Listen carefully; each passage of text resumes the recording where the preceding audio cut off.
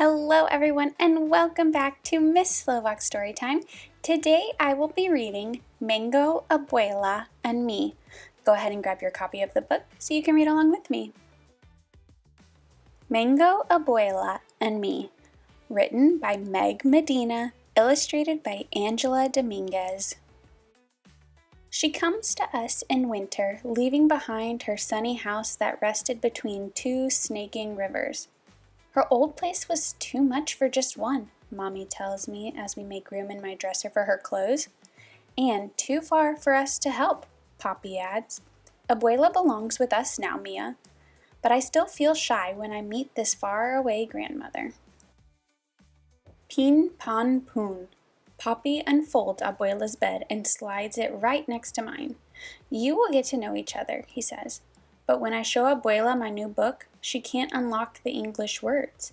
We can only look at the pictures and watch Edmund race on his wheel. Then, just before we turn out the light, she pulls out two things tucked inside the satin pocket of her suitcase.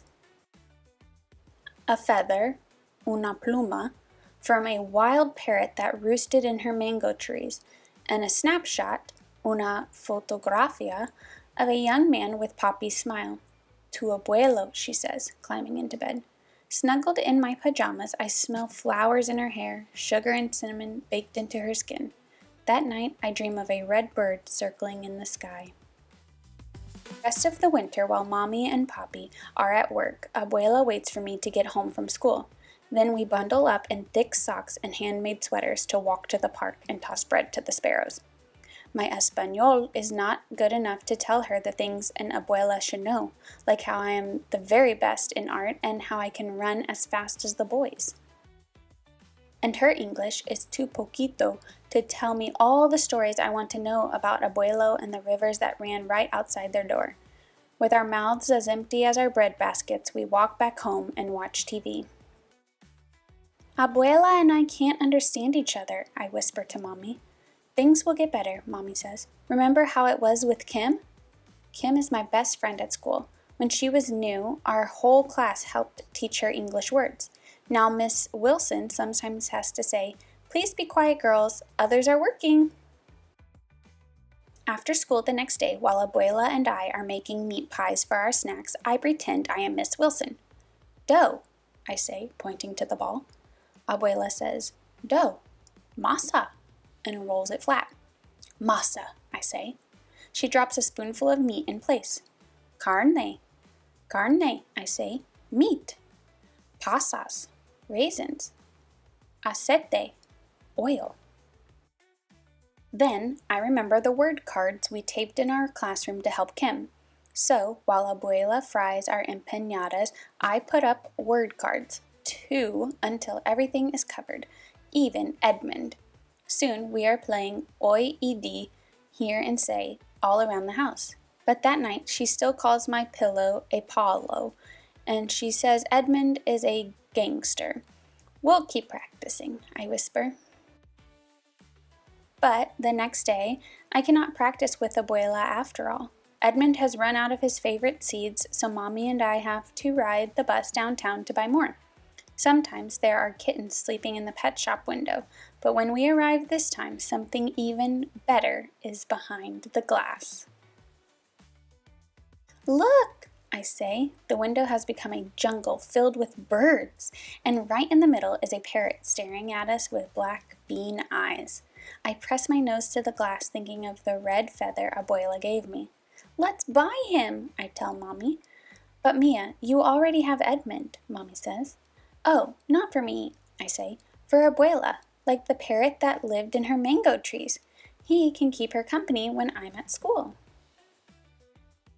When we bring him home to Abuela, she says, Un loro, a parrot.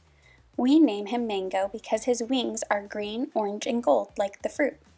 During the day, Abuela teaches him how to give beaky kisses and to bob his head when she sings Los Pollitos to him.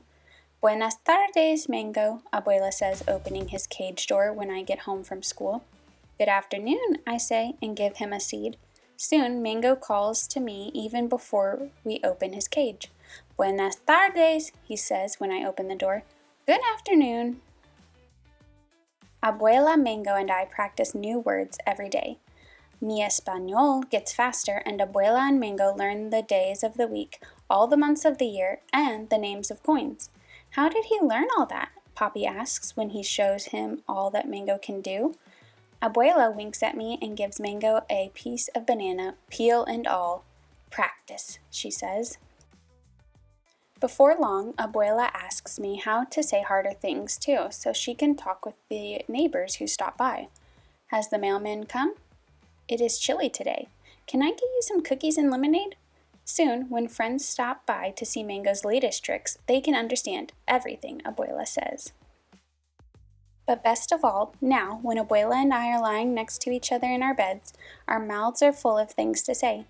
I tell her about my buen dia and show her my best pintura of Mango. Abuela reads my favorite book with only a little help, and she tells me new stories about Abuelo, who could dive for river stones with a single breath and weave a roof out of palms. I draw pictures for her. She still misses their old house, she says, but now only a little bit. Mango listens to us from his perch until my eyes grow heavy. Hasta mañana, Abuela, I say. Abuela kisses me. Good night, Mia. Hasta mañana. Good night, Mango calls, and soon we all fall asleep. The end. Thanks for watching. Be sure to like, subscribe, and follow along for more videos. Bye!